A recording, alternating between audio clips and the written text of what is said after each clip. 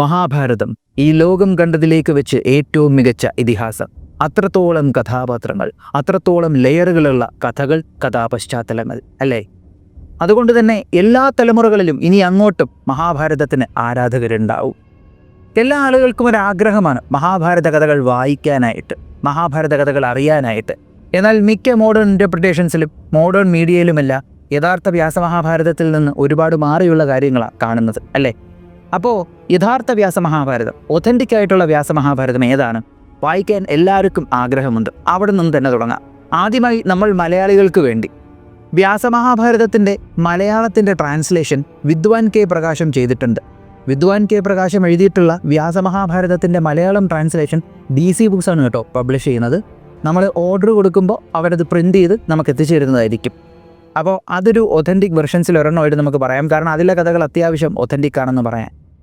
അതുപോലെ ഇനി ഇംഗ്ലീഷിലേക്ക് പോകുമ്പോഴത്തേക്കും കിസാരി മോഹൻ ഗാഡ്ബുൾ ട്രാൻസ്ലേറ്റ് ചെയ്തിട്ടുള്ള KMG വ്യാസമഹാഭാരതം, ഈ ഒരു വ്യാസമഹാഭാരതവും അത്യാവശ്യം ഒതൻറ്റിക് ആയിട്ടുള്ള വ്യാസമഹാഭാരതം തന്നെയാണ്. ഇത് വായിക്കുമ്പോഴത്തേക്കും ഒതൻറ്റിക് ആയിട്ടുള്ള കാര്യങ്ങൾ നമുക്കറിയാൻ കഴിയും. പക്ഷേ എനിക്ക് തോന്നുന്നു കുറച്ചുകൂടെ രസകരമായിട്ടൊക്കെയാണ് ഇതിൽ പല കാര്യങ്ങളും എഴുതിയേക്കുന്നത്. പിന്നെ ചിലയിടങ്ങളിൽ വിക്ടോറിയൻ ഇംഗ്ലീഷ് ഉപയോഗിച്ചിരിക്കുന്നത് കൊണ്ട് തന്നെ നമുക്ക് കുറച്ച് കടുപ്പമായിട്ട് ചില സ്ഥലങ്ങളിൽ തോന്നിയേക്കാം. ഇനി ഒന്നാം സ്ഥാനത്ത് ഈ ലോകത്തിൽ തന്നെ ഏറ്റവും ഒതൻറ്റിക് വേർഷൻ അല്ലെങ്കിൽ ഏറ്റവും ഒതൻറ്റിക് മഹാഭാരതമായി അംഗീകരിച്ചിട്ടുള്ള വ്യാസമഹാഭാരതം അത് ബോറി ക്രിട്ടിക്കൽ എഡിഷൻ തന്നെയാണ്. ഏറ്റവും ഒതൻറ്റിസിറ്റി എന്ന് പറയപ്പെടുന്നത് ബോറി ക്രിട്ടിക്കൽ എഡിഷന് തന്നെയാണ്. അപ്പോൾ അതറിയണമെങ്കിൽ ആദ്യം ബോറി എന്താണെന്ന് അറിയണം. ബോറി എന്നാൽ ഭണ്ഡാർക്കർ ഓറിയൻ്റൽ റിസർച്ച് ഇൻസ്റ്റിറ്റ്യൂട്ട്. ആ ഇൻസ്റ്റിറ്റ്യൂട്ടിലെ ഒരു കൂട്ടം പണ്ഡിതരെല്ലാവരും കൂടെ ചേർന്ന് ഇതുവരെ അവൈലബിൾ ആയിട്ടുള്ള ഏറ്റവും പഴക്കം ചെന്ന വ്യാസമഹാഭാരതത്തിൻ്റെ ഗ്രന്ഥങ്ങൾ മുതൽ ഇതുവരെ അവൈലബിൾ ആയിട്ടുള്ള എല്ലാ വ്യാസമഹാഭാരതത്തിൻ്റെ ഗ്രന്ഥങ്ങളെല്ലാം അരിച്ചു പറക്കി ക്രോസ് റെഫറൻസ് ചെയ്ത് റിസർച്ച് ചെയ്ത് ഇവരെഴുതി അപ്ഡേറ്റ് ചെയ്തേക്കുന്ന ഒന്നാണ് ബോറി ക്രിട്ടിക്കൽ എഡിഷൻ. ഇതിനെ ക്രിട്ടിക്കൽ എഡിഷൻ എന്ന് വിളിക്കാൻ കാരണം എന്താണെന്നറിയോ? ഇതെല്ലാം കൂടെ ഇവർ ക്രോസ് മാച്ച് ചെയ്ത് റിസർച്ച് ചെയ്ത് പഠിച്ചെഴുതിയപ്പോഴത്തേക്കും വ്യാസമഹാഭാരതത്തിൽ പിന്നീട് എഴുതി ചേർത്തിട്ടുണ്ടാകാൻ സാധ്യതയുള്ള അല്ലെങ്കിൽ നടന്നിട്ടുണ്ടാകാൻ സാധ്യതയില്ലാത്ത കാര്യങ്ങളെല്ലാം ഇവർ റിമൂവ് ചെയ്തിട്ടുണ്ട്. ചുരുക്കി പറഞ്ഞാൽ എങ്ങനെ പറയാം, ഇതുവരെയുള്ള എല്ലാ വ്യാസമഹാഭാരതത്തിൻ്റെ അവൈലബിൾ കോപ്പീസിനെ എല്ലാം കൂടെ എടുത്ത് ആറ്റിക്കുറുക്കി ചാറെടുത്തിട്ടുള്ള പെർഫെക്റ്റ് വെർഷൻ അല്ലെങ്കിൽ ഒതൻറ്റിക് വെർഷൻ എന്ന് നമുക്ക് വേണേൽ ബോറി ക്രിട്ടിക്കൽ എഡിഷനെ പറയാൻ പറ്റും. ഈ ബോറി ക്രിട്ടിക്കൽ എഡിഷൻ സംസ്കൃതത്തിലാണ് കേട്ടോ. എന്നാൽ വിവേക് ഡെബ്രോയ് ബോറി ക്രിട്ടിക്കൽ എഡിഷനെ ഇംഗ്ലീഷിലേക്ക് ട്രാൻസ്ലേറ്റ് ചെയ്തിട്ടുണ്ട്. അത് നമുക്ക് കിട്ടിയിട്ട് 10 വർഷം പോലും ആകുന്നില്ല. ഇതാണ് ബോറി ക്രിട്ടിക്കൽ എഡിഷൻ വ്യാസമഹാഭാരതം. എൻ്റെ റെഫറൻസ് മെറ്റീരിയൽ ഇതാ. ഇത് റെഫർ ചെയ്താണ് ഞാൻ ഒട്ടുമിക്ക എല്ലാ മഹാഭാരതം റിലേറ്റഡ് കണ്ടൻസും ചെയ്യുന്നത്. ഈ എന്താ പറയുക, കുരുക്ഷേത്രം എന്ന നമ്മുടെ സീരീസ് സ്ട്രിക്ട്ലി ഇത് റെഫർ ചെയ്ത് തന്നെയായിരിക്കും ഞാൻ ചെയ്യുന്നത്. അപ്പോൾ ഈ പറഞ്ഞ വ്യാസമഹാഭാരതങ്ങളെല്ലാം ഒതൻറ്റിക് വെർഷനായിട്ട് അംഗീകരിക്കുന്നുണ്ട്. അപ്പോൾ നമ്മൾ മഹാഭാരതം ശരിക്കും അതിൻ്റെ സത്ത മാറാതെ വായിക്കാൻ ആഗ്രഹിക്കുന്നുണ്ടെങ്കിൽ ഈ വ്യാസമഹാഭാരതം തന്നെ വായിക്കാൻ ശ്രമിക്കുക. ഈ മേൽപ്പറഞ്ഞ ഒതൻറ്റിക് വെർഷൻസ് തന്നെ വായിക്കാൻ ശ്രമിക്കുക. അല്ലെങ്കിൽ ഈ ബോറി ക്രിട്ടിക്കൽ എഡിഷൻ KMG ഇതിനെയൊക്കെ ബേസ് ചെയ്ത് എഴുതിയിട്ടുള്ള പുസ്തകങ്ങൾ വായിക്കാൻ ശ്രമിക്കുക. അത് ഉറപ്പിക്കണം. ആ പുസ്തകങ്ങൾ ഇതിനെയൊക്കെ ബേസ് ചെയ്ത് തന്നെയാണ് എഴുതിയേക്കുന്നതെന്ന് ഒന്ന് ഉറപ്പിച്ചിട്ട് വായിക്കാവുന്നതാണ്. അപ്പോൾ ഇതെല്ലാം അവൈലബിൾ ആണ്. അപ്പോൾ വായിക്കാൻ ആഗ്രഹിക്കുന്നവർ ഉറപ്പായിട്ടും ഇത് വാങ്ങിച്ചു വായിക്കുക. വളരെ ഇൻട്രസ്റ്റിംഗ് ആയിട്ടുള്ള ഒന്ന് തന്നെയാണ് വ്യാസമഹാഭാരതം എന്ന് പറയുന്നത്. അപ്പോൾ ഇനി നമുക്ക് കുരുക്ഷേത്രം എന്ന ഈ സീരീസ് തുടങ്ങാം.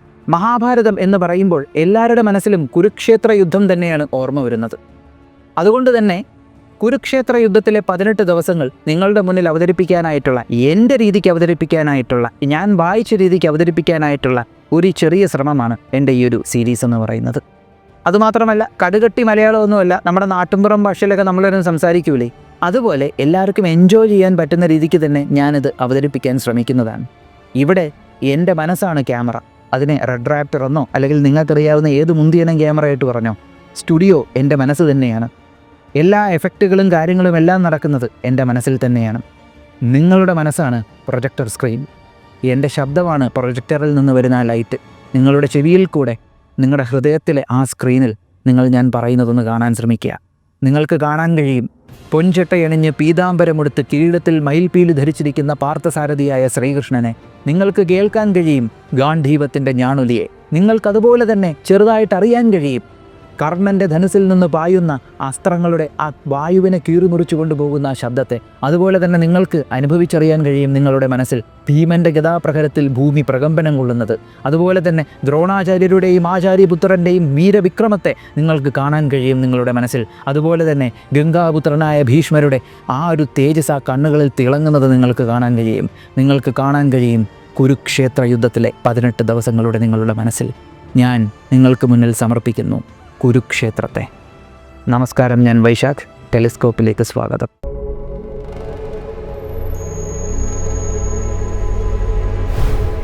ശത്രുപക്ഷത്തിൽ ബന്ധുജനങ്ങളെയും ഗുരുജനങ്ങളെയും എല്ലാം കണ്ട അർജുനൻ തേർത്തട്ടിൽ തളർന്നിരുന്നു. അതിനുശേഷം ശ്രീകൃഷ്ണൻ ഗീതോപദേശം നൽകി അദ്ദേഹത്തിൻ്റെ മനസ്സിൽ ബ്രഹ്മജ്ഞാനത്തിനെ ഉറപ്പിച്ചതിന് ശേഷം ധർമ്മപുത്രർ തൻ്റെ പടച്ചട്ടയും ആയുധത്തെയും എല്ലാം പരിത്യജിച്ച് ശത്രുപക്ഷത്ത് പോയി ഗുരുക്കന്മാരിൽ നിന്ന് അനുഗ്രഹം വാങ്ങി അവരെ എങ്ങനെ വധിക്കണമെന്ന് അവരിൽ നിന്ന് തന്നെ മനസ്സിലാക്കിയതിന് ശേഷം യുദ്ധത്തിൻ്റെ തുടക്കം. ഇപ്പോൾ നിങ്ങളുടെ മനസ്സിൽ നിങ്ങൾക്ക് കാണാൻ കഴിയുന്നത് 2000 സ്ക്വയർ കിലോമീറ്റർ നീണ്ടു നിൽക്കുന്ന കുരുക്ഷേത്ര ഭൂമിയെയാണ്. അതെ, അന്നത്രയൊക്കെ വരും. കാരണം ഈ ഒരു സ്ഥലം യുദ്ധത്തിന് വേണ്ടി മാത്രം ഉപയോഗിച്ചിരുന്നതാണ്. ഔറംഗസേബിൻ്റെ പട്ടാള ക്യാമ്പ് മാത്രം എടുക്കുകയാണെങ്കിൽ 200 സ്ക്വയർ കിലോമീറ്റർ വരുന്ന ഒരു സിറ്റി പോലെ ഇരിക്കും. അത്രത്തോളം വലിയ സൈന്യമായിരുന്നു ഔറംഗസേബിനുണ്ടായിരുന്നത്. അപ്പോൾ അതിനും മുന്നത്തെ കാലം ഒന്ന് ഊഹിക്കാവുന്നതല്ലേ ഉള്ളൂ. അന്ന് അത്രത്തോളം വലിയൊരു പ്രചണ്ഡമായിട്ടുള്ള യുദ്ധഭൂമിയുടെയും ഇരുവശത്ത് ഭയാനകമായിട്ടുള്ള 2 സൈന്യങ്ങൾ. ആകാശമാർഗം നോക്കുകയാണെങ്കിൽ 2 ഭാഗത്തും ഓരോ സമുദ്രങ്ങൾ പരസ്പരം അലതല്ലാൻ തയ്യാറായിട്ട് നിൽക്കുകയാണ്.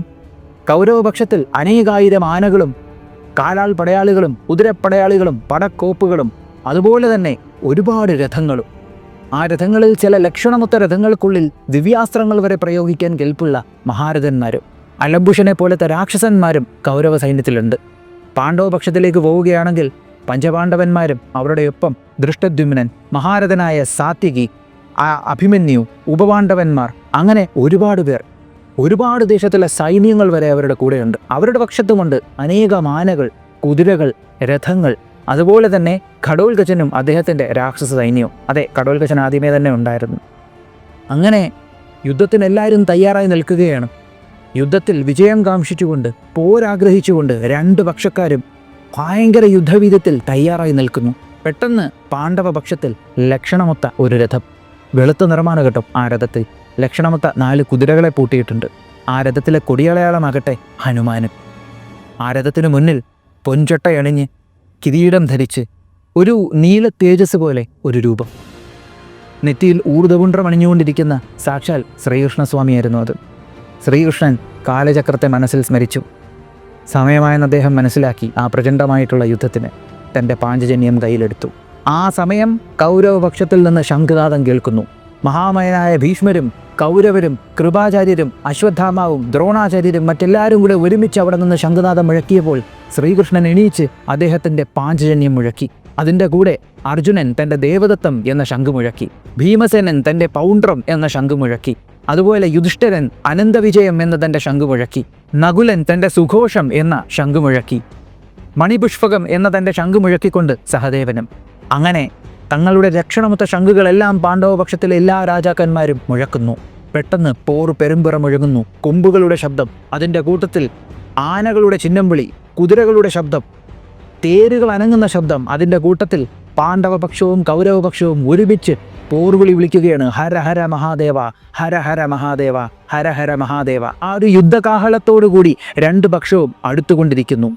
നേരെ കൗരവപക്ഷത്തിലേക്ക് ദുര്യോധനൻ്റെ മുഖത്ത് ഭയങ്കര കോൺഫിഡൻസ് ആണ്. കാരണം ചില്ലറക്കാരനല്ല തങ്ങളുടെ യുദ്ധത്തിൻ്റെ പടത്തലക്കിൽ നിന്നുകൊണ്ട് ആ യുദ്ധത്തെ നയിച്ചുകൊണ്ടിരിക്കുന്നത്. ദ്രോണരുടെ മുഖത്ത് എന്തിനും തയ്യാറായി നിൽക്കുന്ന ഒരു ഭാവമായിരുന്നു. കൃപാചാര്യർ നിർവികാരനായി ഒരു വികാരവുമില്ലാതെ നിൽക്കുന്നു. അതുപോലെ യുദ്ധത്തിൻ്റെ പടത്തലക്കൽ ആരാണ്? അങ്ങോട്ടേക്ക് നോക്കുമ്പോൾ വെള്ളി കൊണ്ട് നിർമ്മിച്ചിരിക്കുന്ന തേജസ്സുള്ളൊരു രഥം. ആ രഥം ലക്ഷണമൊത്ത കുതിരകൾ വലിക്കുന്നു. ആ രഥത്തിൻ്റെ കൊടിയാകട്ടെ വെള്ളി കൊണ്ടുള്ള കൊടി. ആ കൊടിയിൽ പനമരവും പനമരത്തിന് ചുറ്റും 5 നക്ഷത്രങ്ങൾ. ആരാണ് ആ രഥത്തിനുള്ളിൽ? പ്രായമായ ഒരാളാണ്. വാർദ്ധക്യം ബാധിച്ചിട്ടുള്ളതുകൊണ്ട് ജരാനരകളുള്ള മുടിയാണ് അദ്ദേഹത്തിൻ്റെ. അദ്ദേഹം അത് ഒതുക്കി കെട്ടി നല്ല തിളങ്ങുന്ന ഒരു കിരീടം വെച്ചിട്ടുണ്ട്. അദ്ദേഹത്തിൻ്റെ കയ്യിലാകട്ടെ പന പോലെ നീളമുള്ള വലിയ വില്ലാണ്. അദ്ദേഹത്തിന് പ്രായമായെങ്കിലും അദ്ദേഹത്തിൻ്റെ ശരീരത്തിന് എന്ത് ബാധിച്ചിട്ടില്ല കേട്ടോ. ഉരുക്കുപോലത്തെ ശരീരമാണ് അദ്ദേഹത്തിന്. ഉരുക്കുപോലത്തെ ശരീരത്തിന് പുറത്തുകൂടെ വെള്ളി നിറത്തിലുള്ള ഉരുക്കുകൊണ്ടുള്ള പടച്ചട്ട ധരിച്ചിട്ടുണ്ട് അദ്ദേഹത്തിൻ്റെ കണ്ണിൽ 1000 സൂര്യന്മാരുടെ തേജസ്സായിരുന്നു. പ്രായത്തിൽ മീശ വിധിച്ചു വെച്ച് താടി നീട്ടി വളർത്തിയ ആ യോദ്ധാവ് മറ്റാരുമല്ലായിരുന്നു ഗംഗാപുത്രൻ, മഹാമയൻ, ദേവവൃതൻ, മഹാരഥൻ ഭീഷ്മാചാര്യരായിരുന്നു. ഭീഷ്മരുടെ കണ്ണുകൾ നേരെ യുദ്ധത്തിൻ്റെ പാണ്ഡവ സൈന്യത്തിൻ്റെ തലയ്ക്കിൽ തന്നെ നോക്കിക്കൊണ്ട് നിൽക്കുന്നു. അദ്ദേഹത്തിനോടൊപ്പം മറ്റുള്ളവരും നോക്കുന്നു. എന്തായാലും ഇവിടെ സർവ്വസൈന്യാധിപനായിട്ടുള്ള ഭീഷ്മരാണല്ലോ പടത്തലക്കിൽ വരുന്നത്. അപ്പോൾ അവിടെ ദൃഷ്ടദ്യുമ്നനായിരിക്കണമല്ലോ പടത്തലക്കിൽ വരേണ്ടത്. അപ്പോൾ എല്ലാവരും നോക്കി. പക്ഷേ ദൃഷ്ടദ്യുമ്നനല്ല. അർജുനൻ്റെ രഥം കാണാൻ കഴിയുന്നുണ്ട്. ധർമ്മപുത്രൻ്റെ രഥം രാജാവായതുകൊണ്ട് തന്നെ, ചക്രവർത്തി ആയതുകൊണ്ട് തന്നെ ബാക്കിൽ പ്രൊട്ടക്ട് ചെയ്ത് നിർത്തിയൊക്കെയാണ്. എല്ലാവരെയും കാണുന്നു. പെട്ടെന്ന് ഉള്ളിൽ നിന്ന് ലക്ഷണമൊത്ത ഭീമാകാരമായൊരു രഥം പുറത്തേക്ക് വരുന്നു. ഇവർ വഴിയൊരുക്കി കൊടുക്കുകയാണ്. അർജുനൻ്റെ രഥമല്ല, ആ രഥം പാണ്ഡവ സൈന്യത്തിൻ്റെ പടത്തലക്കിൽ വന്ന് നിൽക്കുകയാണ്. ദൂരെ നിന്ന് നോക്കുമ്പോൾ രഥത്തിന് ഉള്ളിൽ ഒരു മല നിൽക്കുന്നത് പോലെ ഒരാളും. അയാൾ ഉടുത്തേക്കുന്ന ധോത്തിയുടെ നിറമെന്ന് പറയുന്നത് മണ്ണിനെ സൂചിപ്പിക്കുന്ന ബ്രൗൺ നിറമായിരുന്നു. ഭീമാകാരമായിട്ടുള്ള രൂപം. അയാളുടെ കൈ കണ്ടാൽ ഉരുക്ക് കൊണ്ടുള്ള പേശികൾ കൊണ്ടുള്ള കൈയാണോ എന്ന് തോന്നിപ്പോൾ. മസിലുകൾ ഓരോന്നും ഇങ്ങനെ തെളിഞ്ഞു കാണുന്നുണ്ട്. പടച്ചട്ടയും ലക്ഷണമൊത്ത പടച്ചട്ട. കയ്യിലിരിക്കുന്ന വില്ലാകട്ടെ അസാമാന്യ വലിപ്പമുള്ള ഒരു വില്ലും. മറ്റാരുമല്ലായിരുന്നു, അത് മൃഗോദരൻ ഭീമസേനനായിരുന്നു. ഭീഷ്മർ സംരക്ഷിക്കുന്ന കൗരവ സൈന്യത്തിനെ എതിർക്കാനായി പാണ്ഡവ സൈന്യത്തിനെ സംരക്ഷിക്കുന്നത് സാക്ഷാൽ ഭീമസേനനാണ്. ഭീമസേനൻ ആ സൈന്യത്തിൻ്റെ മുന്നിൽ നിന്നുകൊണ്ട് വരികയാണ്. അങ്ങനെ ആകാശമാർഗം നോക്കുമ്പോൾ 2 കടലുകൾ വന്ന് അലതല്ലുന്നത് പോലെ 2 സൈന്യങ്ങളും കൂട്ടിമുട്ടുന്നു. വാളുകൾ കൊണ്ട് തട്ടുന്ന ശബ്ദം, ഉറുമികൾ കൊണ്ട് തട്ടുന്ന ശബ്ദം, കുന്തങ്ങൾ അങ്ങോട്ടും ഇങ്ങോട്ടും എറിയുന്ന ശബ്ദം, ഞാണലികൾ ഒരുമിച്ച് കേൾക്കുന്ന ശബ്ദം, ഗാന്ധീവത്തിൻ്റെ ഠങ് ഠങ് ഠങ് ഠങ് എന്നുള്ള ഞാണലി ഇടയ്ക്കിടയ്ക്ക് കേൾക്കാൻ കഴിയുന്നുണ്ട്. അതുപോലെ തന്നെ ഭീഷ്മരുടെ യുദ്ധപ്രകടനങ്ങൾ അവിടെ കാണുന്നുണ്ട്. എല്ലാവരും തങ്ങളുടെ ശംഖ് വിളിക്കുന്നു, കൊമ്പ് വിളിക്കുന്നു. അതുപോലെ പോർക്കാഹളങ്ങൾ ഇങ്ങനെ മുഴങ്ങിക്കൊണ്ടിരിക്കുന്നു. ആനകളുടെ ചിഹ്നം വിളി, കുതിരകളുടെ ശബ്ദം. പെട്ടെന്ന് ഈ ശബ്ദത്തെ എല്ലാം കടത്തി വെട്ടിക്കൊണ്ടൊരു അലർച്ച എല്ലാവരും കേൾക്കുകയാണ്. ആ അലർച്ച വന്ന ദിശയിലേക്ക് നോക്കുമ്പോൾ അത് ഭീമസേനൻ്റെ ഗർജനമായിരുന്നു. ഇതൊന്നും കണ്ടിട്ട് ഭീമസേനനെ സഹിക്കുന്നില്ല. അയാൾ പോർവീര്യത്തിൽ അവിടെ നിന്ന് ഗർജിച്ചു. ഭീമന്റെ ഗർജനം യുദ്ധഭൂമിയിലെ ശബ്ദങ്ങളെയെല്ലാം കടത്തി വെട്ടി കേൾക്കുകയാണ്. എങ്ങനെയെന്ന് വെച്ചാൽ സിംഹം ഗർജിക്കുമ്പോൾ കാടിളകുന്നത് പോലെ യുദ്ധഭൂമി ഇളകി. അവിടെ ഉണ്ടായിരുന്ന ആനകളും കുതിരകളുമെല്ലാം ഭയന്ന് മലമൂത്ര വിസർജനങ്ങൾ ചെയ്തു. ആ രീതിക്കുള്ള ഒരലർച്ച. അലറിയതിനു ശേഷം ഹരഹര മഹാദേവ എന്ന് വിളിച്ചുകൊണ്ട് ഭീമസേനൻ തൻ്റെ ശക്തമായ വില്ലെടുത്തിട്ട് ശരവർഷം ചെയ്തു തുടങ്ങി. കൗരവ സൈന്യത്തിൻ്റെ ഒരു ഭാഗത്തു നിന്ന് ഭീമസേനൻ നശിപ്പിച്ചു തുടങ്ങി. ഉടനെ തന്നെ ദുര്യോധനൻ തൻ്റെ സഹോദരന്മാരുടെ എല്ലാവരും കൂടെ ചേർന്ന് ഭീമന് നേരെ ശരവർഷങ്ങൾ ചൊഴിഞ്ഞു. ഭീമൻ അനങ്ങിയില്ല. കാരണം തൻ്റെ കൂടെയുള്ള ആളുകളിലുള്ള ഭീമന്റെ വിശ്വാസമായിരുന്നു അത്. പെട്ടെന്നെത്തി അവിടെ മഹാരഥനായ അഭിമന്യു, ഉപപാണ്ഡവന്മാർ, അതുപോലെ തന്നെ നകുല സഹദേവന്മാരും കൂടെ ദൃഷ്ടദ്യുമ്നനും. ഇവരെല്ലാവരും ശരവർഷം കൊണ്ട് തന്നെ മുറിച്ചിട്ട് തുടങ്ങി. അങ്ങനെ അതിപ്രചണ്ഡമായിട്ടുള്ളൊരു യുദ്ധം. അന്ന് രാവിലെ തൊട്ട് ഉച്ച വരെ ദേവന്മാർ പോലും കണ്ട് അത്ഭുതപ്പെടുന്ന രീതിക്കുള്ള ഭയാനകമായിട്ടുള്ളൊരു യുദ്ധമാണ് കുരുക്ഷേത്രത്തിൽ വെച്ച് അരങ്ങേറിയത്. എന്നാൽ ആരെന്ത് കാണിച്ചാലും അതിനെയെല്ലാം കടത്തി വെട്ടിക്കൊണ്ടുള്ളൊരു പ്രകടനമായിരുന്നു ഭീഷ്മരുടേത്. ഭീഷ്മർ തൻ്റെ ഭയാനകമായ വില്ലെടുത്തുകൊണ്ട് പാണ്ഡവ സൈന്യത്തിനെ മുച്ചൂട് മുടിച്ചു തുടങ്ങി. ഇതൊക്കെ കണ്ട് ഭയന്നു. ഇനി ഒരൊറ്റ വഴിയേ ഉള്ളൂ, എല്ലാവരും തമ്മിൽ ഏറ്റുമുട്ടണം. ഈ പ്രചണ്ഡമായ യുദ്ധത്തെ നിങ്ങളൊന്ന് ആലോചിക്കണം കേട്ടോ.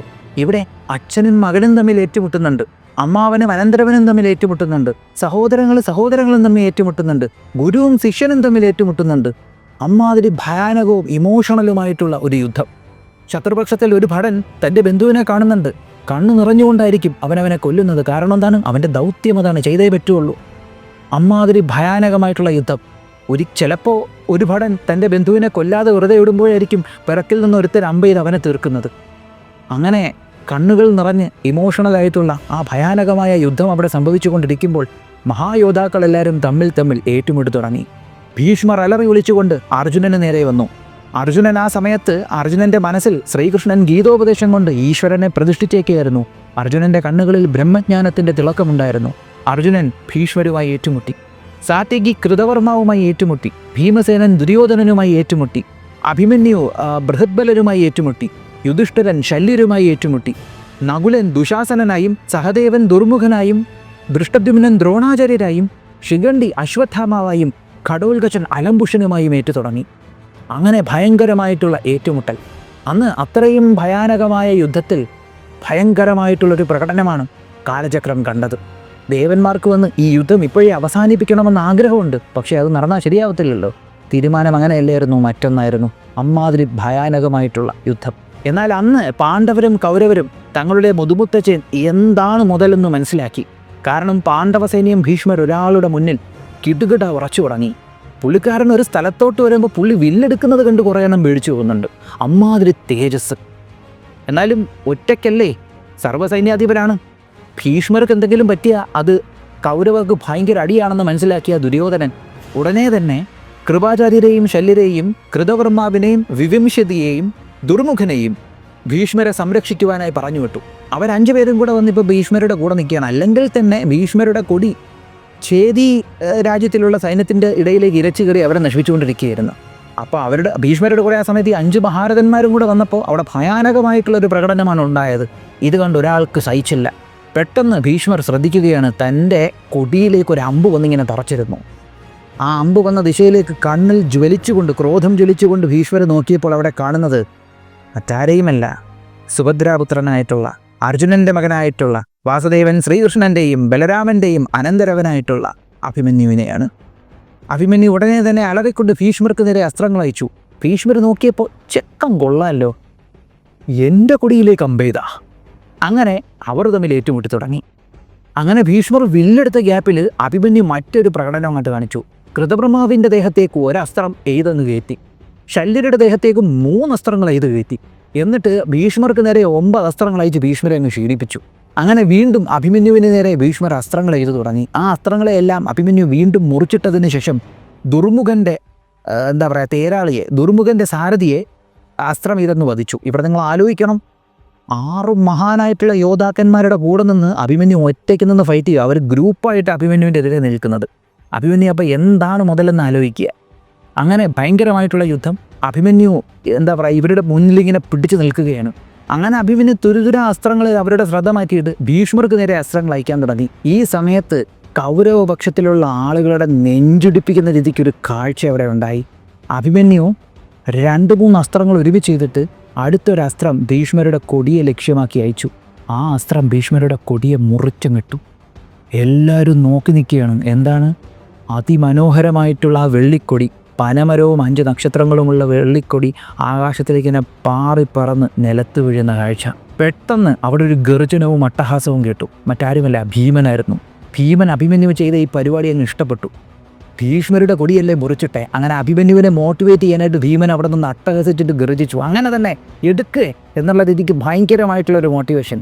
അങ്ങനെ വീണ്ടും അഭിമന്യു തൻ്റെ വില്ലുയർത്തി. ഈ സമയത്ത് ഭീഷ്മർക്ക് അങ്ങോട്ട് ദേഷ്യം വന്നു. ഭീഷ്മർ പെട്ടെന്ന് അന്തരീക്ഷത്തിലും വില്ലിലുമൊക്കെ ആയിട്ട് ഒരുപാട് ദിവ്യായുധങ്ങളും വലിയ ശക്തിയുള്ള അസ്ത്രങ്ങളുമെല്ലാം ആവാഹിച്ചെടുത്ത് അഭിമന്യുവിനെ നേരെ അയച്ചു. അഭിമന്യു കുറേയൊക്കെ തടുത്തു. അടുത്ത സെക്കൻഡ് ഭീഷ്മർ അഭിമന്യുവിന് നേരെ ശരവർഷം ചെയ്തു. അപ്പോൾ ഇനി കളിച്ചു നിന്നിട്ട് കാര്യമില്ല. പെട്ടെന്ന് അവിടെ 10ഓളം യോദ്ധാക്കളെത്തി. വിരാടൻ്റെ പുത്രന്മാരും ദൃഷ്ടദ്യുമ്നനും ഭീമൻ്റെ കൂടെ കേകയന്മാരിൽ നിന്ന് 5 പേരും ഒപ്പം സാത്യകിയും അവിടെ എത്തി. ഇവരെല്ലാവരും കൂടെ വന്ന് അഭിമന്യുവിനെ സപ്പോർട്ട് ചെയ്തു. അങ്ങനെ ഇവരെല്ലാവരും അങ്ങോട്ടും ഇങ്ങോട്ടും അസ്ത്രങ്ങൾ എയ്തു തുടങ്ങി. ഈ സമയത്ത് ഭീഷ്മർ ഭീമൻ്റെ കൊടിയിലേക്ക് അമ്പെയ്തു. ഇത് കണ്ട് ഭീമന് സഹിച്ചില്ല. ഒരു യോദ്ധാവിൻ്റെ അഭിമാനമാണല്ലോ അവൻ്റെ കൊടി. ഭീമൻ്റെ വെള്ളി സിംഹമുള്ള ആ കൊടി നിലത്ത് വീണത് കണ്ടതും ഭീമൻ്റെ കണ്ണുകൾ ക്രോധം കൊണ്ട് ജ്വലിച്ചു. ഭീമൻ ഉടനെ തൻ്റെ വില്ലെടുത്തിട്ട് 3 അസ്ത്രങ്ങൾ ഭീഷ്മരുടെ ദേഹത്ത് തുളച്ചു കയറ്റി. ഒരസ്ത്രം കൃപാചാര്യരുടെ ദേഹത്തേക്ക് തുളച്ചു കയറ്റി. പിന്നെ 8 അസ്ത്രം കൃതവർമാവിൻ്റെ ദേഹത്തേക്കും തുളച്ചു കയറ്റി. എന്നിട്ട് ഭീമൻ അങ്ങ് അവിടെ തുടങ്ങി. ഭീമൻ ഇവരുമായിട്ട് ഇങ്ങനെ 3 പേരുമായിട്ട് ഡീൽ ചെയ്തുകൊണ്ടിരുന്ന സമയത്ത് ഉത്തരൻ ആനപ്പുറത്തെത്തി. ആനപ്പുറത്തിരുന്നു കൊണ്ട് വിരാടൻ്റെ മകനായിട്ടുള്ള ഉത്തരൻ നേരെ ശല്യരുമായിട്ട് പോരാടി തുടങ്ങി. ഉത്തരൻ നയിക്കുന്ന ആയുധങ്ങളെല്ലാം ശല്യർ ന്യൂട്രലൈസ് ചെയ്തു. പെട്ടെന്ന് തന്നെ ഉത്തരൻ തൻ്റെ അങ്കുശമെടുത്ത് ആനയെ നിയന്ത്രിച്ചു കൊണ്ടുപോയി ആ ആനയെക്കൊണ്ട് ശല്യരുടെ കുതിരകളെ അത്രയും വധിച്ചു. അപ്പോൾ ശല്യരുടെ രഥത്തിലിപ്പോൾ കുതിരയില്ല. എന്നാലും ശല്യർ ഭയന്നില്ല. ശല്യർ അവിടെ നിന്നുകൊണ്ട് ആനപ്പുറത്തിരിക്കുന്ന ഉത്തരനുമായി പോരാടിക്കൊണ്ടിരുന്നു. പെട്ടെന്ന് ശല്യർ ഒരു വേലെടുത്തിട്ട് ഉത്തരന് നേരെ എറിഞ്ഞു. ശല്യർക്ക് ഭയങ്കര ആരോഗ്യമുള്ള ഒരാളാണ്. ഭീമനുമായിട്ട് ഫൈറ്റ് ചെയ്യുന്നുണ്ട് ശല്യർ എന്ന് പറയുമ്പോൾ ഭയങ്കര ബലവാനായിട്ടുള്ള ആളാണ്. ഒരുപക്ഷെ കൗരവപക്ഷത്തിൽ ഏറ്റവും ബലവാനായിട്ടുള്ള ആളുകളിൽ ഒരാളായിരിക്കും ശല്യരെന്ന് പറയേണ്ടിയിരിക്കുന്നു. ഈ ശല്യരെന്ന് പറയുമ്പോഴത്തേക്കും നകുല സഹദേവന്മാരുടെ അമ്മാവനാണ് കേട്ടോ. ഒരു ട്രിക്ക് കളി കളിച്ചാണ് ശല്യരെ അങ്ങ് അപ്പുറത്ത് കൊണ്ടുപോയത്. അപ്പോൾ ശല്യർ പെട്ടെന്ന് തന്നെ ഊക്കോടുകൂടി തൻ്റെ വേലെടുത്ത് ഉത്തരന് നേരെ എറിഞ്ഞു. ആ വേല് ഉത്തരൻ്റെ പടച്ചത്തെയും പിളർന്ന് ദേഹത്ത് പിളർന്ന് കയറി. ഉത്തരൻ്റെ കണ്ണുകളിൽ ഇരുട്ട് കയറി. അയാളുടെ ബോധങ്ങളെല്ലാം നഷ്ടപ്പെട്ടു. അപ്പോൾ അതൊക്കെ ഉത്തരൻ്റെ ആത്മാവ് അയാളുടെ ശരീരം വിട്ടുപോയി. ആ ഒരു യോദ്ധാവ് ആനപ്പുറത്ത് നിന്ന് കുഴഞ്ഞ് നിലത്ത് വീണു. പെട്ടെന്ന് തന്നെ ദേഷ്യം വന്ന ശല്യർ വാളെടുത്തുകൊണ്ട് ആ ആനയും വകവരുത്തി. എന്നിട്ട് അവിടെ നിന്നുകൊണ്ട് പോർപുറയിൽ അലറി വിളിച്ച ശല്യർക്ക് നേരെ തൻ്റെ സഹോദരൻ മരിച്ചു വീണ് കിടക്കുന്നത് കണ്ട് സഹിക്കാനാകാതെ വിരാടൻ്റെ മറ്റൊരു പുത്രനായിട്ടുള്ള ശംഖൻ ഓടിയെടുക്കുകയാണ്. ശംഖൻ ഒരൊറ്റ ലക്ഷ്യമേ ഉള്ളൂ, ശല്യരെ ഇന്ന് തന്നെ തീർക്കണം. അങ്ങനെ ശല്യർക്ക് നേരെ ശംഖൻ ആയുധങ്ങൾ തൊടുത്തപ്പോഴത്തേക്കും അവിടെ ഉണ്ടായിരുന്ന മറ്റ് യോദ്ധാക്കൾ ഭീഷ്മർ ഉൾപ്പെടെ എല്ലാവരും ശല്യരെ പ്രൊട്ടക്ട് ചെയ്യാൻ കയറി വളഞ്ഞു നിന്നു. എന്നിട്ട് ഭീഷ്മർ ശംഖനുമായിട്ട് പോരാടി തുടങ്ങി. അന്ന് ശംഖന് മനസ്സിലായി എന്തുകൊണ്ടാണ് ഭീഷ്മർ ഭാരതദേശത്തിൽ അത്രയും പവർഫുള്ളായിട്ടുള്ള ഒരാളായിരുന്നതെന്ന്. കാരണം അമ്മാതിരി ശസ്ത്രപ്രയോഗമായിരുന്നു ഭീഷ്മർ അവിടെ നിന്നുകൊണ്ട് നടത്തിയത്. പെട്ടെന്ന് അർജുനൻ്റെ രഥം ശംഖൻ്റെ രഥത്തിനു മുന്നിൽ വട്ടം വെച്ചങ്ങ് കയറുകയാണ്. അർജുനനും ഭീഷ്മരും തമ്മി പോരാടി തുടങ്ങി. രണ്ട് തേജസ്സുള്ള രൂപങ്ങളിൽ രണ്ട് എനർജി സ്രോതസ്സുകൾ അവിടെ വന്ന് അങ്ങോട്ടും ഇങ്ങോട്ടും പോരാടുന്നത് പോലെ അവരുടെ വില്ലുകളിൽ നിന്ന് വന്നുകൊണ്ടിരുന്നത് അസ്ത്രങ്ങളല്ലായിരുന്നു, തേജസ്സുകളായിരുന്നു. ആ അസ്ത്രങ്ങളിൽ നിന്ന് വരുന്ന തേജസ്സുകളെല്ലാം ഇങ്ങനെ തമ്മി കൂട്ടിമുട്ടി യുദ്ധഭൂമിയിൽ എന്തോ അത്ഭുതമായിട്ടുള്ളൊരു സംഭവം നടന്നുകൊണ്ടിരിക്കുന്നു. ഈ സമയത്ത് അർജുനൻ പെട്ടെന്ന് ശംഖന് കൈകൊടുത്ത് തൻ്റെ രഥത്തിലേക്ക് കയറ്റി. ശംഖൻ സമാധാനത്തോടുകൂടി ആ രഥത്തിലിരുന്നു. കാരണം ഇത്രയും നേരവും ഭീഷ്മരുടെ മുമ്പെയാണ് നിന്നത്. അപ്പോൾ രഥത്തിൽ കയറി ഒന്ന് റിലാക്സ് ആയപ്പോഴത്തേക്കും നല്ല സമാധാനം തോന്നി. അങ്ങനെ തുരുതുര ഭീഷ്മരും അർജുനനും കൂടെ തമ്മിൽ ഏറ്റുമുട്ടിക്കൊണ്ടിരിക്കുകയാണ്. പെട്ടെന്ന് ഭീഷ്മർ ഒരു അമാനുഷിക പ്രകടനം നടത്തി. അദ്ദേഹത്തിൻ്റെ കൈവേഗത്തിൽ ഒരേ സമയം ആ രഥത്തിൽ നിന്ന് ഒരുപാട് അസ്ത്രങ്ങൾ ഇങ്ങനെ തെറിച്ചു പോവുകയും ആ അസ്ത്രങ്ങൾ ഭൂമിയിലേക്കും ആകാശത്തിലേക്കും എല്ലാം പോകുന്നത് പോലെ തോന്നി. എന്നിട്ട് ഈ ഒരു ശരവർഷ പ്രയോഗം അർജുനന് നേരെ നടത്തിയിട്ട് ഭീഷ്മർ അർജുനനെ ഇഗ്നോർ ചെയ്ത് നേരെ പാണ്ഡവ സൈന്യത്തിൻ്റെ മറ്റൊരു ഭാഗത്തേക്ക് ഇരച്ചങ്ങ് കയറുകയാണ്. അവിടെ ഭീഷ്മർ നേരെ ഇരച്ചു കയറുന്നത് മറ്റാരുടെയും മുന്നിലല്ല, ദ്രുപദൻ്റെയും സൈന്യത്തിൻ്റെയും ഇടയിലേക്കാണ്. ഭീഷ്മരെന്ന് പറയുന്ന ആ ഒരു പുകയില്ലാത്ത അഗ്നിയിൽ പാഞ്ചാല സൈന്യവും മറ്റുള്ള രാജ്യത്തിലെ സൈന്യങ്ങളും എല്ലാം കത്തി എരിഞ്ഞുകൊണ്ടിരിക്കുന്നു എന്ന് വേണം പറയാൻ. അമ്മാതിരി പ്രകടനമാണ് ഭീഷ്മർ കാണിച്ചുകൊണ്ടിരിക്കുന്നത്. എന്നിട്ട് പാഞ്ചാലരെയും മത്സ്യദേശത്തിലെ യോദ്ധാക്കളെയും അതുപോലെ തന്നെ കേകയന്മാരെയും പ്രഭദ്രകരെയും എല്ലാം ഭീഷ്മർ നശിപ്പിച്ചുകൊണ്ടിരിക്കുകയാണ്. സത്യം പറഞ്ഞാൽ കുരുക്ഷേത്ര യുദ്ധത്തിലെ ആദ്യത്തെ ദിവസം അത് ഭീഷ്മരുടെ അഴിഞ്ഞാട്ടമായിരുന്നു എന്ന് പറയേണ്ടിയിരിക്കുന്നു. എങ്ങനെയെന്ന് വെച്ചാൽ നമ്മുടെ വിക്രം സിനിമയിൽ കമൽഹാസൻ സാറ് മറ്റേ ആ ഒരു സംഭവം എടുത്തുകൊണ്ട് വന്നിട്ട് ഇങ്ങനെ ടക്കാന്നും പറഞ്ഞിട്ട് വെട്ടി വെച്ച് അങ്ങോട്ട് കയറ്റുന്നുണ്ടല്ലോ, ഏകദേശം അതുപോലെ ഭീഷ്മർ കൗരവപക്ഷത്തിലൊരു സൈന്യത്തിലൊരു നിലയുറപ്പിച്ചിട്ട് അവിടെ ഇരുന്നു കൊണ്ട് പാഞ്ചാലരെയും മുന്നിൽ വരുന്ന പാണ്ഡവ സൈന്യത്തിനെയും എല്ലാം തുരുതുര അസ്ത്രങ്ങൾ ചെയ്തുകൊണ്ട് മുച്ചൂട് മുടിക്കുകയായിരുന്നു. അവർ നോക്കിക്കാണുന്നു, പാണ്ഡവരൊക്കെ പേടിച്ചു പോവുകയാണ്. പാണ്ഡവ സൈന്യം പേടിക്കുന്നു ഭീഷ്മരുടെ ആ ഒരു പ്രകടനം കണ്ടിട്ട്.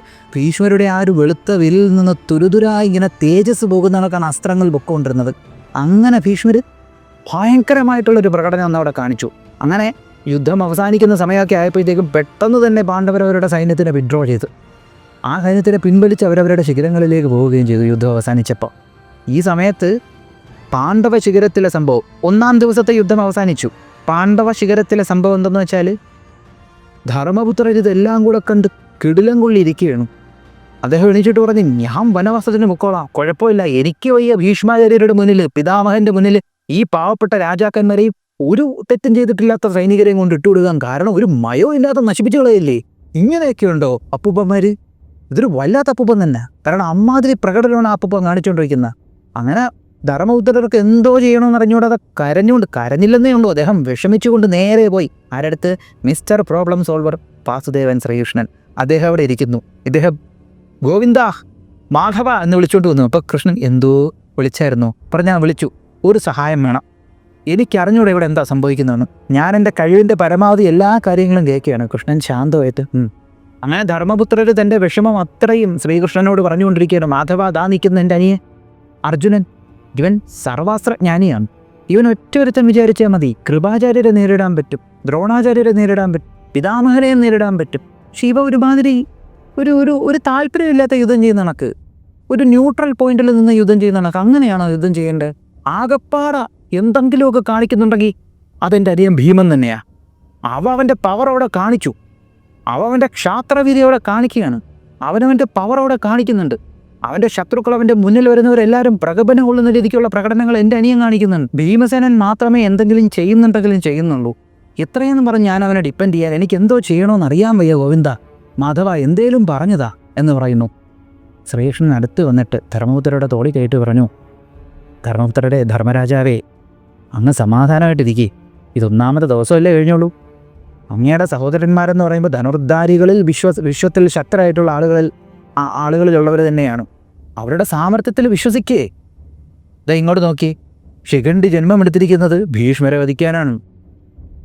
ദൃഷ്ടദ്യുമ്നൻ ജന്മമെടുത്തിരിക്കുന്നത് ദ്രോണാചാര്യരെ വധിക്കാനാണ്. ആ ദൃഷ്ടദ്യുമ്നനാണ് നിങ്ങളുടെ സർവ്വസൈന്യാധിപതി. നിങ്ങളുടെ സർവ്വസൈന്യാധിപതിയിൽ വിശ്വാസം അർപ്പിക്കൂ. പിന്നെ ഞാനില്ലേ നിങ്ങളുടെ കൂടെ, സാത്യകിയില്ലേ നിങ്ങളുടെ കൂടെ, അഭിമന്യുവില്ലേ നിങ്ങളുടെ കൂടെ, നിങ്ങളുടെ സഹോദരങ്ങളില്ലേ, പിന്നെ എന്തിനു പേടിക്കുന്നു എന്ന് കൃഷ്ണൻ്റെ ഒരു ചോദ്യം ധർമ്മപുത്രർക്ക് അങ്ങോട്ട് സ്പിരിറ്റ് കയറി. ധർമ്മപുത്രർ ചെന്നിട്ട്, യുധിഷ്ഠിരൻ ചെന്നിട്ട് ദൃഷ്ടദ്യുമ്നനോട് പറയുന്നു, ദൃഷ്ടദ്യുമ്ന, അങ്ങ് നമ്മുടെ സർവ്വസൈന്യാധിപനാണ്. അങ്ങയിലും ശിഖണ്ഡിയുടെയും ധൈര്യത്തിൽ ഞാൻ വിശ്വസിക്കുന്നു, വരബലത്തിൽ ഞാൻ വിശ്വസിക്കുന്നു, അങ്ങയുടെയും ശിഖണ്ഡിയുടെയും ധൈര്യത്തിൽ ഞാൻ വിശ്വസിക്കുന്നു. നമ്മളെ യുദ്ധത്തിൽ വിജയത്തിലേക്ക് നയിച്ചാലും എനിക്ക് വയ്യ ഈ പാവപ്പെട്ടവരെല്ലാവരും പിതാമഹൻ്റെ ഈ ഒരു അസ്ത്രത്തിൽ ഇങ്ങനെ പീഡിതരാകുന്നത് കാണാനായിട്ട്. ഞാൻ അങ്ങയെ ഫോളോ ചെയ്യുക. ഞാൻ ഭീമനെയും കൃഷ്ണനെയും, ഇവിടെ കൃഷ്ണൻ എന്ന് പറയുമ്പോൾ അർജുനനെയാണോ കൃഷ്ണനെയാണോ ഉദ്ദേശിച്ചെന്നറിയാമയ്യ, രണ്ടുപേരെയും കൃഷ്ണരെന്ന് വിളിക്കാറുണ്ട്. അപ്പോൾ ഞാൻ ഭീമനെയും കൃഷ്ണനെയും നകുലനെയും സഹദേവനെയും അങ്ങയെയും ശിഖണ്ഡിയെയും യുദ്ധത്തിൽ ഫോളോ ചെയ്യാം.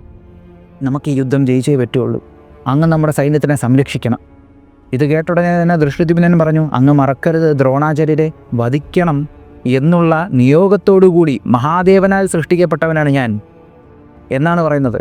ശംഭുവാൽ സൃഷ്ടിക്കപ്പെട്ടവനാണ് ഞാൻ. ദൃഷ്ടദ്യുമ്നൻ പറയുകയാണ്, നമുക്ക് ഈ യുദ്ധത്തിൽ ജയിക്കാൻ പറ്റും, ഞാൻ അങ്ങയുടെ കൂടെ തന്നെയുണ്ട്, അങ്ങ് ഭയക്കരുത്, നമ്മൾ ജയിക്കും എന്നൊരു കോൺഫിഡൻസ് കൊടുക്കുന്നു.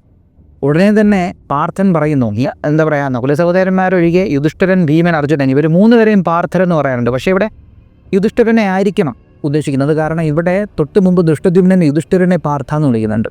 യുധിഷ്ഠിരൻ പറയുന്നുണ്ട്, നമുക്ക് നാളെ ക്രൗഞ്ചവ്യൂഹം നിർമ്മിക്കണം.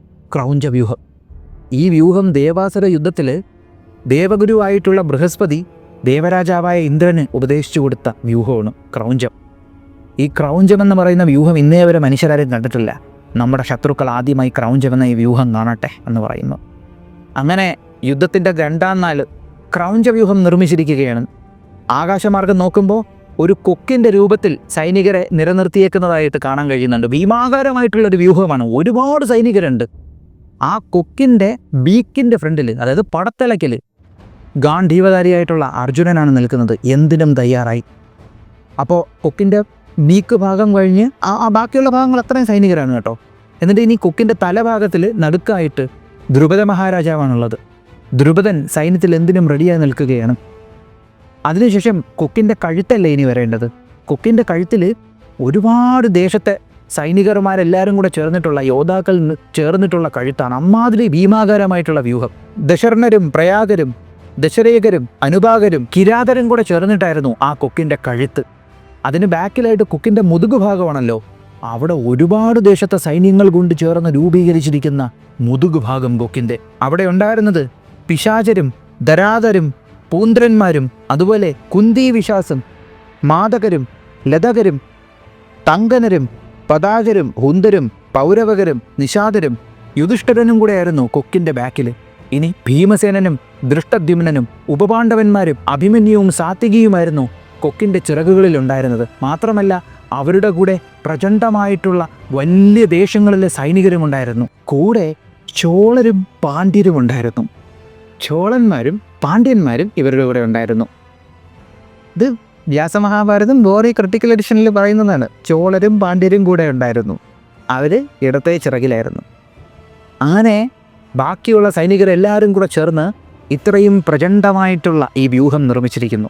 അങ്ങനെ 2ാം ദിവസത്തെ യുദ്ധകാഹളത്തിന് ശേഷം ഈ വ്യൂഹം കൗരവരെ ലക്ഷ്യമാക്കി ഇങ്ങനെ പൊക്കോണ്ടിരിക്കുകയാണ്. കൗരവർ ഈ ഭീമാകാരമായിട്ടുള്ള പ്രചണ്ഡമായിട്ടുള്ളൊരു വ്യൂഹത്തെ നോക്കിക്കാണുന്നു. ബാക്കി 2ാമത്തെ എപ്പിസോഡിൽ. അപ്പോൾ നമ്മുടെ ഫസ്റ്റ് എപ്പിസോഡ് എല്ലാവർക്കും ഇഷ്ടമായെന്ന് വിശ്വസിക്കുന്നു. ഇപ്പം എന്തായാലും ഈയൊരു എപ്പിസോഡ് ഇട്ടതല്ലേ, അപ്പോൾ അടുത്തതും നമുക്ക് കുരുക്ഷേത്രത്തിൻ്റെ 2ാമത്തെ എപ്പിസോഡ് തന്നെ ചെയ്യാം. അതിനുശേഷം നമ്മൾ വേറെ ടോപ്പിക്കുകൾ ചെയ്യും. എന്നിട്ട് ഇതിഹാസത്തിൻ്റെ കണ്ടൻറ്റുകൾ ചെയ്യുന്ന ദിവസങ്ങളിൽ നമ്മൾ മഹാഭാരതത്തിൻ്റെ ഈ ഒരു കുരുക്ഷേത്ര യുദ്ധത്തിലെ ബാക്കിയുള്ള ദിവസങ്ങൾ ഇങ്ങനെ ചെയ്തുകൊണ്ടിരിക്കും. ഓക്കെ, അപ്പോൾ കുരുക്ഷേത്രം എന്ന ഈ സീരീസിൻ്റെ ഫസ്റ്റ് എപ്പിസോഡിൽ നമ്മൾ കുരുക്ഷേത്ര യുദ്ധത്തിലെ ആദ്യത്തെ ദിവസമാണ് കവർ ചെയ്തിരിക്കുന്നത്. ഈ ഒരു വീഡിയോ നിങ്ങൾക്ക് ഇഷ്ടമായെന്ന് വിശ്വസിക്കുന്നു. നിങ്ങളുടെ വിലയേറിയ അഭിപ്രായങ്ങൾ ഉറപ്പായിട്ടും കമൻറ്റ് ചെയ്യുക. അടുത്ത വീഡിയോയിൽ നമുക്ക് കുരുക്ഷേത്രത്തിൻ്റെ 2ാമത്തെ ദിവസമാണ് നമ്മൾ ചെയ്യാൻ പോകുന്നത്. അപ്പോൾ ഈ ഒരു വീഡിയോ നിങ്ങൾക്ക് ഇഷ്ടമായെന്ന് വിശ്വസിക്കുന്നു. നിങ്ങളുടെ അഭിപ്രായങ്ങളൊന്ന് കമൻറ്റ് ചെയ്തേക്കുക. നമ്മുടെ ചാനലിലേക്ക് നിങ്ങൾ ആദ്യമായിട്ടാണ് വരുന്നതെങ്കിൽ ഒന്ന് സബ്സ്ക്രൈബ് ചെയ്തേക്കുക. നമ്മുടെ ചാനലിലെ കണ്ടന്റുകൾ നിങ്ങൾക്ക് ഇഷ്ടപ്പെടുന്നുണ്ടെങ്കിൽ നിങ്ങളുടെ ബന്ധുമിത്രാദികൾക്കും പറ്റുമെങ്കിൽ ശത്രുക്കൾക്കും ഒന്ന് അയച്ചു കൊടുക്കുക. മറ്റൊരു വീഡിയോയിൽ മറ്റൊരു കണ്ടന്റുമായി കാണുന്നതുവരെ